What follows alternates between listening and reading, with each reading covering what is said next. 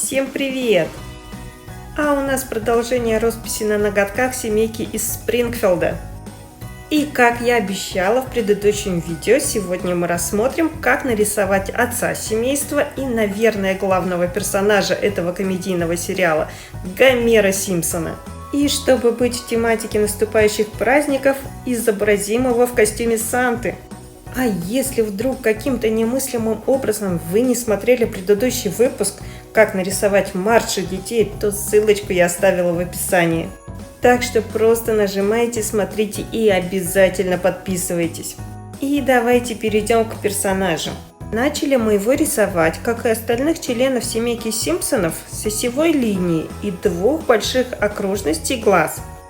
Персонаж у нас в полупрофиль. Поэтому один глаз зрительно закрывает другой. И я сразу нарисовала вторую окружность как бы неполной. Но можно просто нарисовать два круга, которые пересекаются. Смотрите на подсказку, а потом убрать лишние линии. От нижней точки пересечения этих окружностей, я обозначила синим крестиком, одной плавной линией я в виде неправильной латинской буквы S нарисовала нос и окружность его небритой щеки. Неправильный, потому что полуокружность носа рисуем меньше, чем полуокружность щеки. Кстати, если у вас пока не очень хорошо с пропорциями, вы реально можете расчертить вот такими параллелями и меридианами весь ноготок и вписать уже в эти клеточки части лица. Тут уж точно не ошибетесь, где рисовать, например, зрачок или где будет нижняя крайняя точка подбородка. Вообще есть общие моменты для всех Симпсонов. Например, ушки персонажей рисуются как полуовал, внутрь которого вписана буковка Т.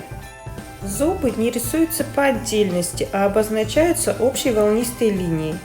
Ну и частные моменты, относящиеся к каждому персонажу.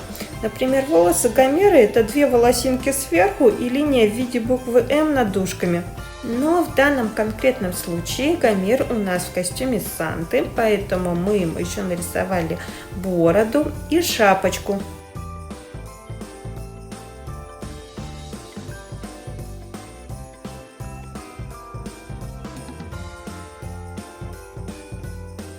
Убрали все ненужные дополнительные линии и просушили наш эскиз.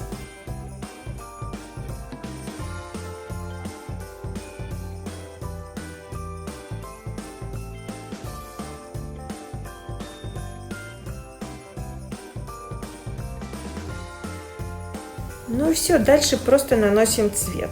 Как и остальных персонажей Гомера, я раскрашиваю лаками в 3 слоя, чтобы цвет был более однородным.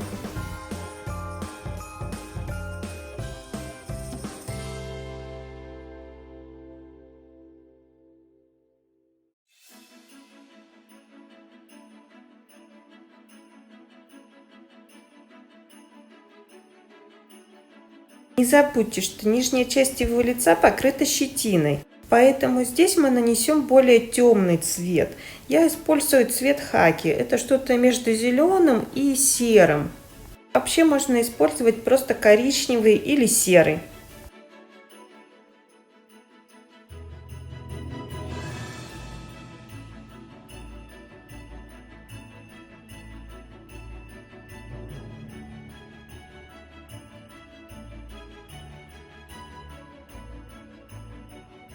Бороду не закрашиваем сплошным цветом, а сразу же придаем ей структуру. Можно использовать более густую гель-краску, а не гель-лак. Ну и не это главное, а основное, что прорисовочку мы делаем сверху вниз, так как борода растет.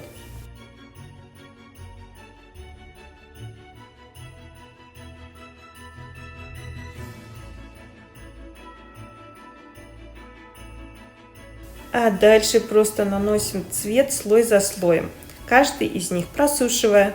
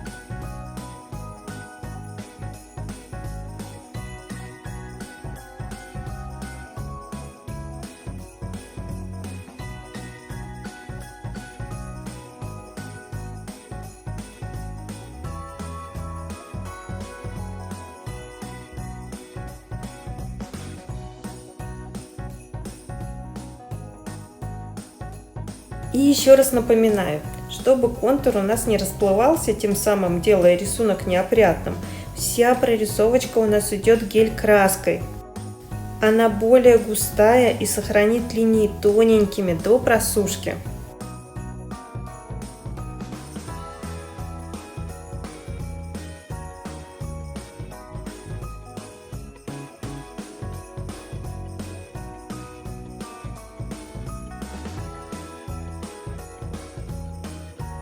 Ну вот у меня и все на сегодня. Досматривайте до конца. Обращайте внимание, как я накладываю цвета. Правда, не старайтесь повторить палитру, а именно какими движениями я это делаю. Где-то сверху вниз, где-то по кругу. Так вам самим будет легче в будущем, если поймете принцип. Обязательно комментируйте, это очень важно. Подписывайтесь, ставьте лайки. Всех люблю. Всем пока-пока и увидимся!